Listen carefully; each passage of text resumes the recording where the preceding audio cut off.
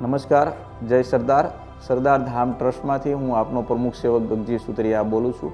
Mission 2026 અંતર્ગત સરદાર ધામ આયોજિત શકરીબેન ડાયાભાઈ સંકુલ 3000 દીકરીઓ માટેનું આ ભવન તૈયાર થઈ ગયું છે.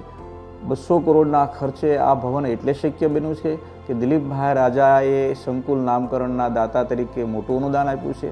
આ ભવનમાં ભવનદાતાશ્રીઓ, મહાભૂમિદાતાશ્રીઓ, ભૂમિદાતાશ્રીઓ, સ્થાપક ટ્રસ્ટી અને ટ્રસ્ટીઓના અનુદાનથી આ સુંદર ભવનનું સંકુલનું નિર્માણ થઈ શક્યું છે.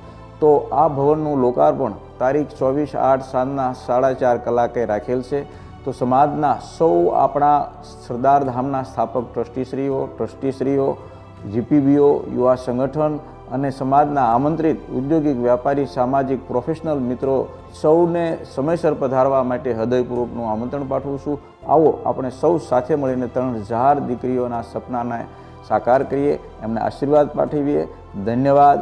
જય સરદાર, જય હિન્દ.